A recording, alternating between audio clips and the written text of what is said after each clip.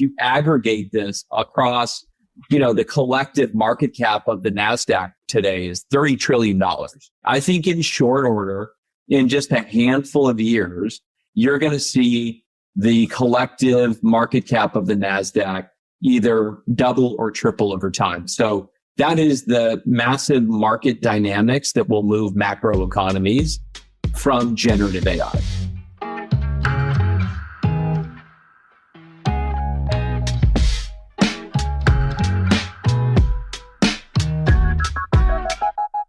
Welcome to the 5-Year Frontier podcast, a preview of the future through the eyes of the innovators shaping our world. Through short, insight-packed discussions, I seek to bring you a glimpse of what a key industry could look like 5 years out. I'm your host, Daniel Darling, a venture capitalist at Focal, where I spend my days with founders at the very start of their journey to transform an industry. The best have a distinct vision of what's to come, a guiding North Star they're building towards, and that's what I'm here to share with you. Today's episode is about the future of selling. In it, we cover AI co-pilots for sales, forecasting engines for CROs, real-time procurement layers, and the future of revenue intelligence. Guiding us will be Andy Byrne, CEO of Clari, the #1 enterprise revenue platform trusted by over 1,500 companies managing more than $4 trillion in revenue. From pipeline to close, renewal to expansion, Clari brings end-to-end visibility, control, and predictability to every revenue-critical function in enterprise. The company has raised over $500 million in funding from top-tier investors including Blackstone, Silver Lake, Sequoia, Bain, and Sapphire Ventures. Recognized in 2024 as Deloitte Technology Fast 500 winner and growing at 227% over 3 years, Clari is the leading movement to modernize how businesses run their revenue processes, transforming it from a siloed and reactive one to a unified, intelligent, and data-driven process. Andy Byrne is the co-founder and CEO of Clari and a defining voice of the future of revenue operations. He's a serial entrepreneur and 2-time CEO. Clari marks the 4th company he's helped build with the backing of Sequoia Capital, a rare feat that speaks to his track record and long-term vision. Known for being thoughtful, resilient, and a true builder, Andy helped build and scale Clari into a global platform used by the world's most sophisticated sales and finance teams. Andy, so nice to see you. Thanks for coming on to chat with me today. Thank you so much for having me. It's great to be here. Clari covers the entire revenue cycle, and it goes from pipeline to close to retention to upsell, and you're doing it at scale for most of the Fortune 1000. What does revenue cycle management look like at your most sophisticated customers these days? In one word, complicated.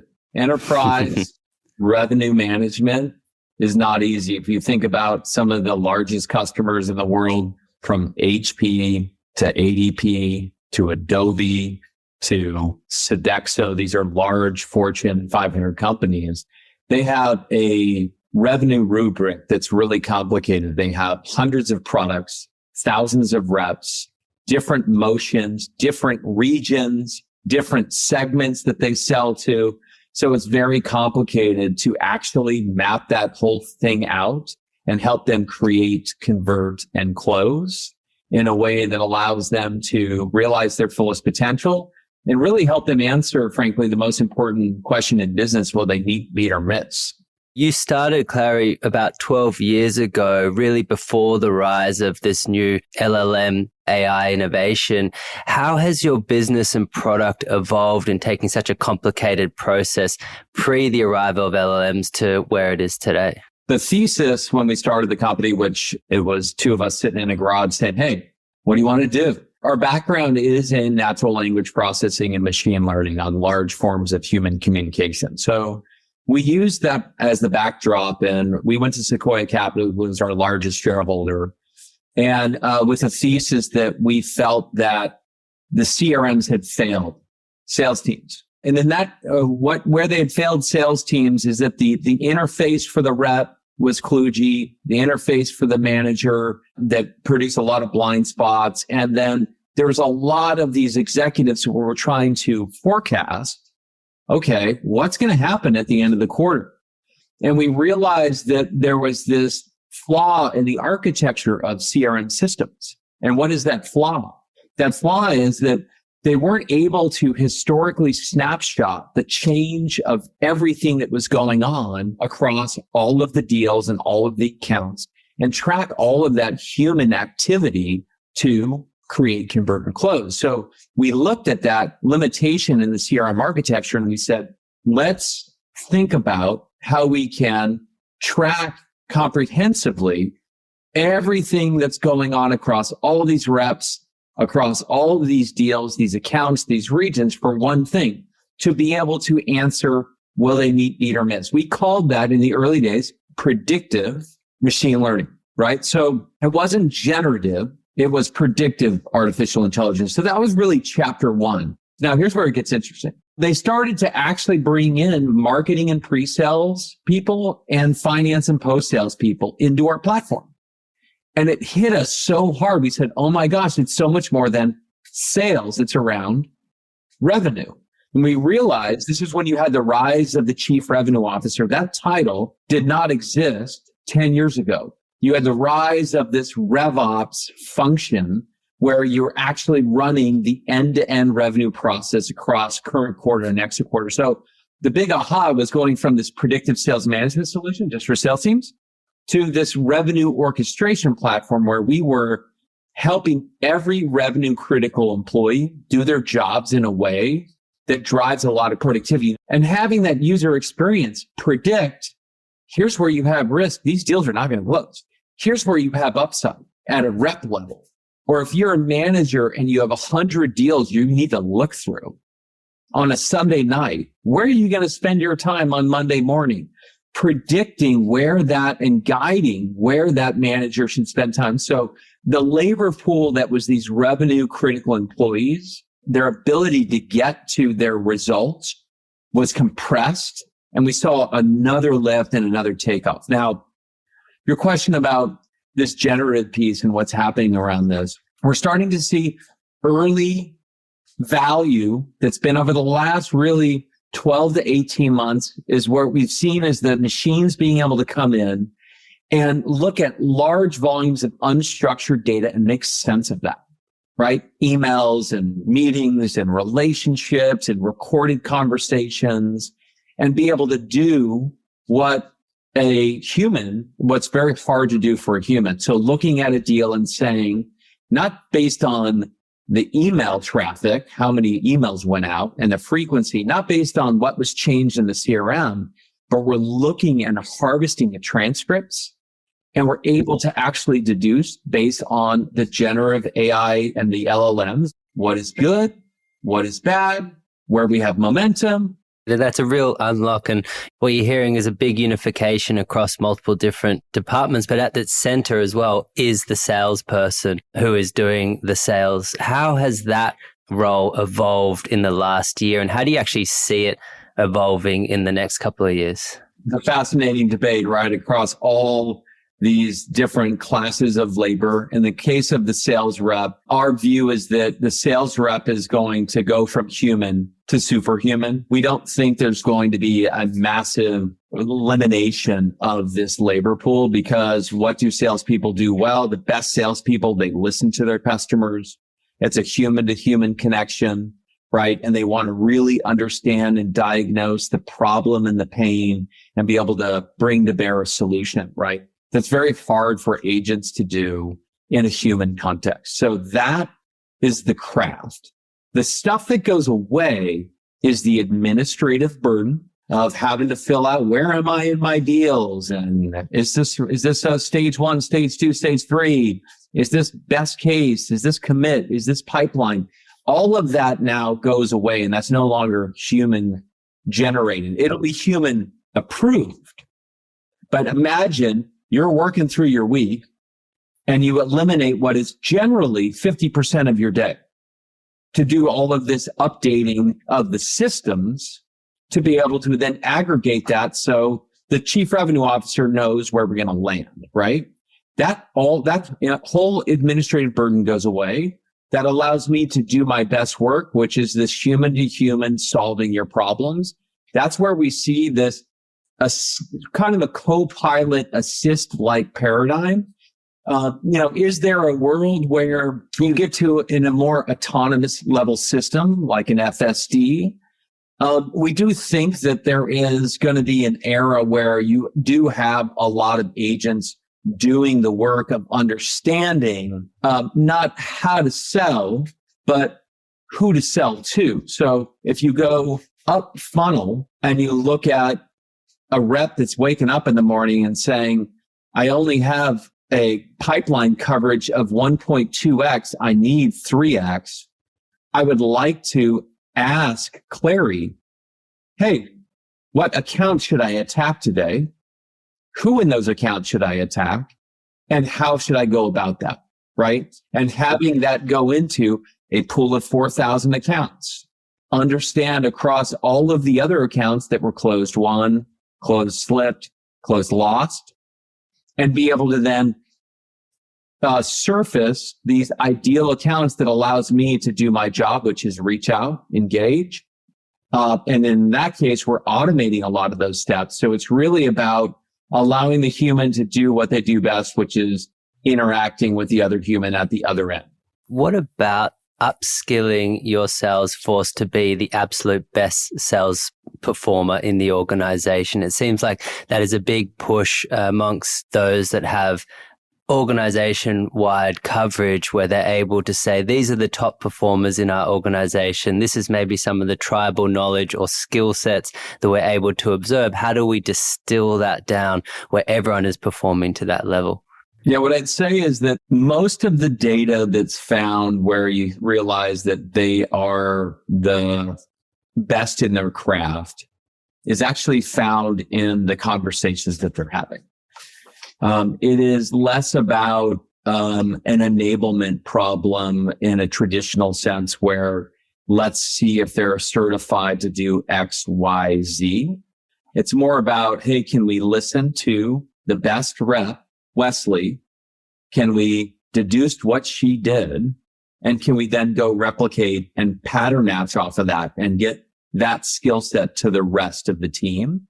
So that's a very simple paradigm that we see happening. That's not a future paradigm. That's a current paradigm where you can take that, look at the humans and what they do, look at the outcome that they achieved, be able to then look at all the good outcomes and then have the LLM go across all of that and understand how to then train the average or below average reps. That will all fundamentally be automated by agents, no question.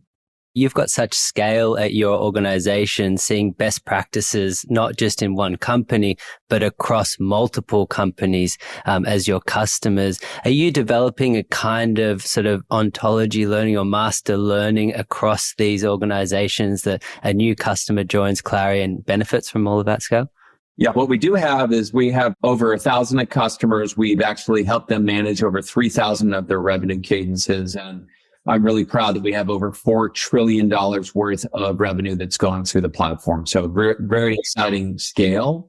So what are we doing with that data, right? We're serving insights to the rest of the community. We just released our recent Clari Labs report that talks about the state of enterprise revenue. And so that is across all of we analyzed over 10 million opportunities that were closed. And we looked at the patterns across those opportunities. And we are sharing those insights at an aggregated basis, anonymized, of course, to make sure that people can learn what are the best practices on create, convert, and close. What are the best practices on a new logo cadence, a renewal cadence, a expansion cadence, a channel cadence, current quarter versus next quarter? What should my rhythm be? I'm moving from perpetual to subscription to consumption. How do I make that transition? So these are all best practices that we now have packaged up from these large amounts of data, and we're sharing that out with more. Given that perspective, when you look out a couple of years, what are some of those sort of industry-wide trends when it comes to revenue or maybe even types of business models that you're starting to see emerging that maybe will become more prevalent? This may sound a little too far out there, but I do believe that we're about to enter an era where we're seeing a massive productivity paradigm shift. We're actually seeing this, the early signs of it, of the time to revenue, the time to results at every level of a revenue hierarchy, rep, first line, second line, third line, all the way up to the CRO.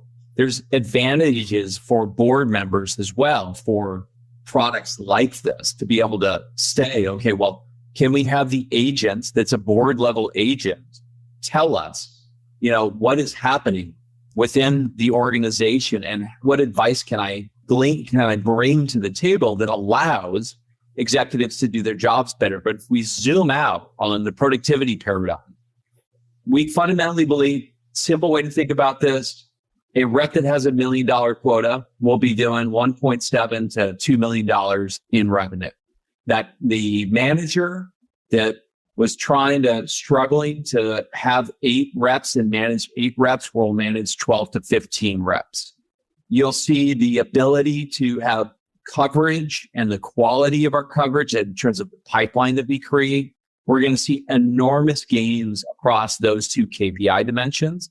And that's just the beginning. So if you aggregate this across, the collective market cap of the NASDAQ today is $30 trillion, right? I think in short order, in just a handful of years, you're going to see the collective market cap of the NASDAQ either double or triple over time. So that is the massive market dynamics that will move macro economies from generative AI. Amazing. And that would be a really bright future to look forward to. Are you seeing anything very different on the buyer side or the procurement side? We've talked a lot about how selling into these organizations. Is there some sort of, additional innovation happening on the ability to purchase? A lot of innovation around that front. I would just say that we at Clari, we have a mutual action plan product. It's called Clari Align. And what's really powerful about that product is that it actually brings the buyer into the Clari platform and allows the seller to see what the buyer is doing. So it's a collaboration paradigm that allows both buyer and seller to map out how are we going to transact together and what do I need to buy from you and what do you need to show me that's going to get me comfort. And these are mutual action plans and milestones. And if you think about this over thousands of opportunities across thousands of customers, watching that metadata that gets kicked off of these are the sales teams that reached out, procurement is now involved, the chief information officer is involved, the CFO is involved.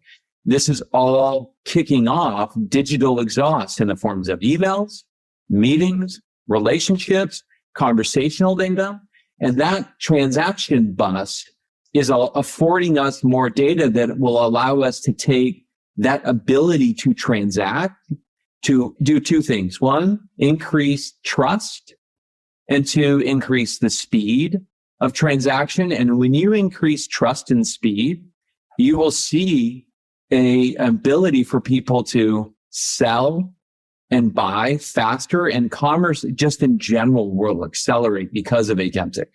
If you had to look forward on Clari's roadmap and the next 5 years, what does your organization start to look like in that timeframe?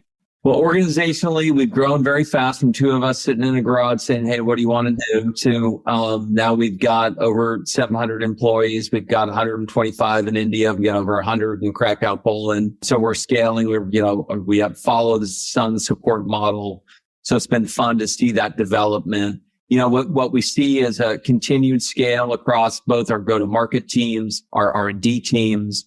We do see a massive area of innovation in our AI ML teams and our data science professionals. And we do see that, there's a world where if you think about our revenue data platform, where a lot of people will have open access to the platform, to our data, and be able to do things, build their own revenue workflows, build their own revenue cadences, and be able to self-serve on their own. Through a partner ecosystem. So we do feel like there's a natural evolution as we have gone from startup in a garage to a single product company to multi-product to suite to platform. And we're just starting to see the early signs, really hard to do this, of opening up that platform to a larger ecosystem of systems integrators and channel partners that can do what our team is doing direct, have them do that, give them the tools to be able to create their own agents, create their own workflows, create their cadences, and help our customers create, convert, and close more.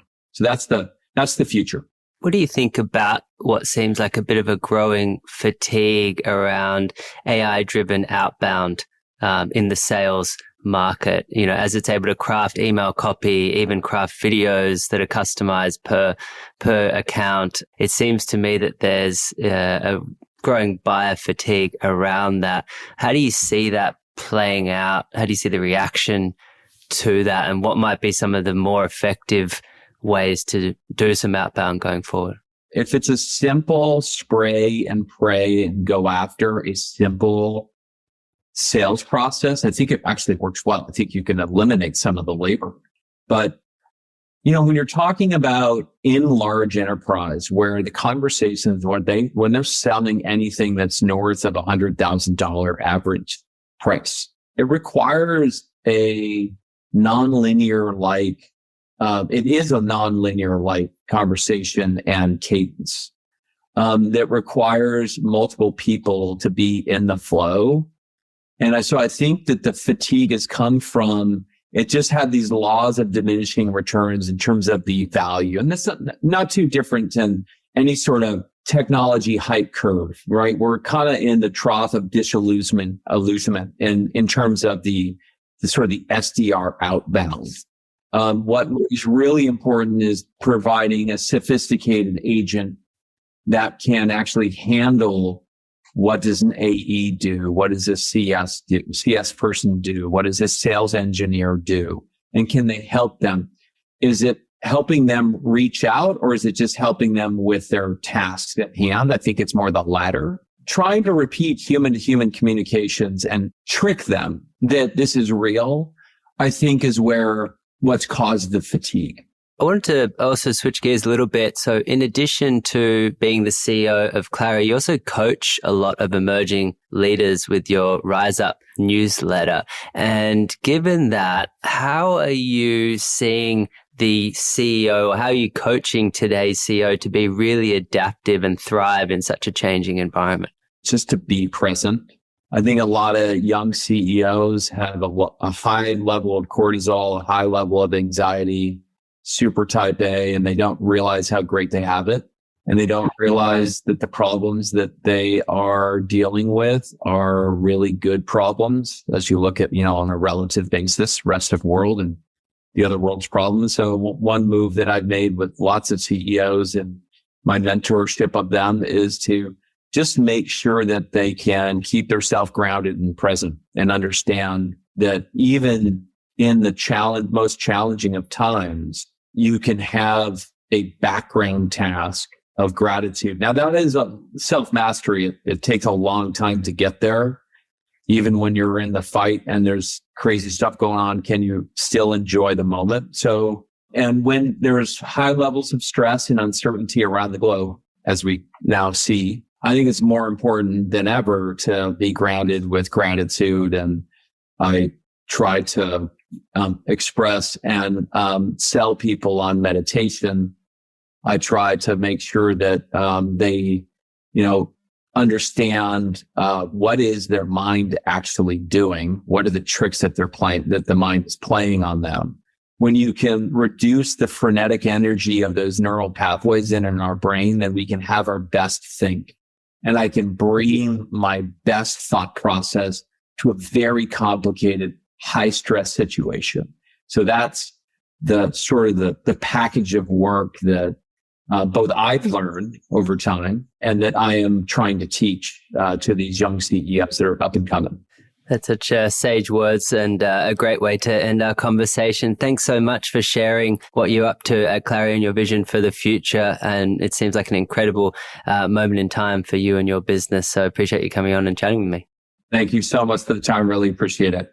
Clari's journey shows how the revenue org is being re-architected from the ground up, moving from this siloed reactive workflow to real-time AI-powered orchestration. I thought Andy laid out nicely a future where reps go from human to superhuman, admin work disappears, and agents surface risk, momentum, and insights across billions in the pipeline. The big unlock, turning unstructured sales conversations into a structured advantage, helping every seller perform like the best, and every company forecast with confidence. To follow Andy, head over to his account on X, at Byrne. That's 00BYRNE.